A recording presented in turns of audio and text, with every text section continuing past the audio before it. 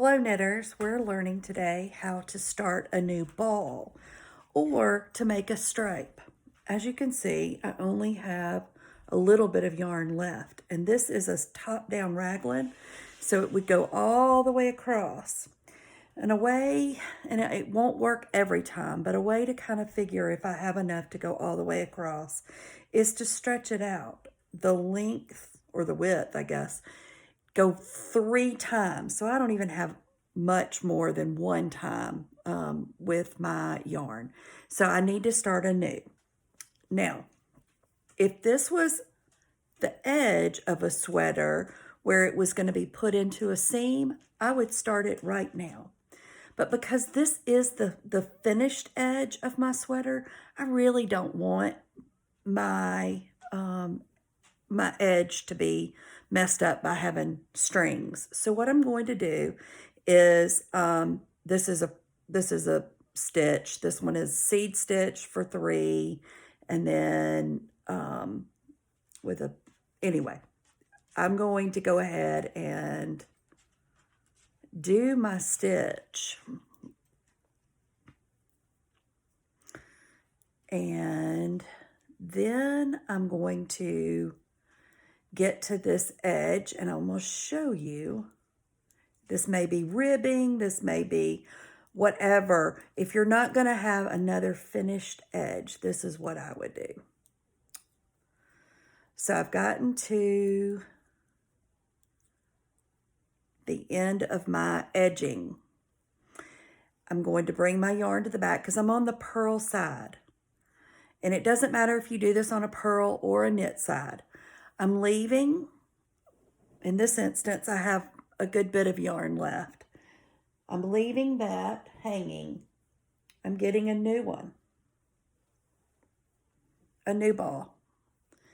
I'm going to leave a tail, and I will start purling because I'm on a purl row. Again, it doesn't matter if it's a knit or purl. So I'm just purling along. Okay. Now, just to make you feel better, what you can do is do a tuck and pull like you're going to tie your shoes, that beginning thing when you're tying your shoes.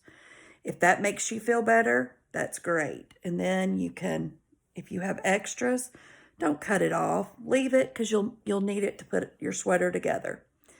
Just tie it up to get it out of your way. And just keep going your same way, purling away. I do want to show you that there were a couple of times when I had to add up here. So I didn't have enough to go all the way across. So what I decided to do was to stop in this area where the stitch is, and it's in the raglan. And so what I will do when I tie my threads in, I have places to do it right in this funky stitch in my raglan edge. Again, I had to change under my arm. And the reason I chose under the arm, even though it's all stockinette right there, or it's reverse stockinette, I decided to do it right there because it's not going to show as badly under the arm when I wind in my threads as it would on the edges.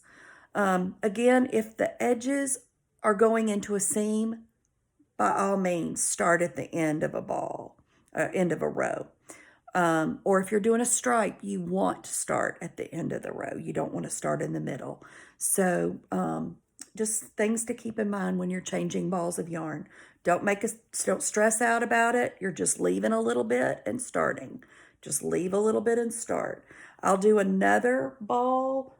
For instance, if I had to start in the middle right here with another ball, I wouldn't really want to do it right there because it would show, but just to show you what I would do is I would leave a tail and just start purling or knitting.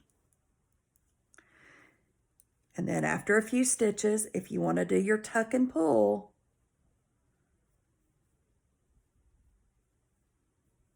that's fine. And then keep on going. Again, I don't like starting where it's stockinette in the middle unless I absolutely have to. And I don't absolutely ever have to, except for when I'm doing a raglan and it goes all the way, and I'll do it under the armpit or where it will be on the side of your arm. So right in this area. Thanks for joining us. Bye-bye.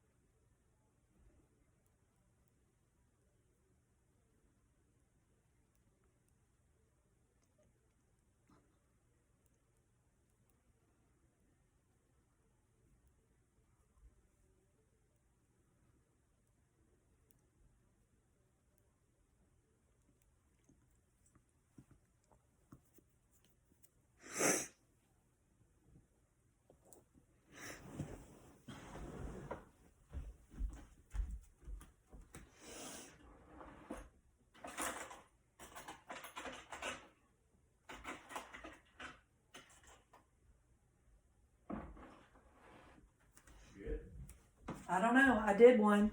Okay. And we'll do a second one. Okay, we see how it turned out.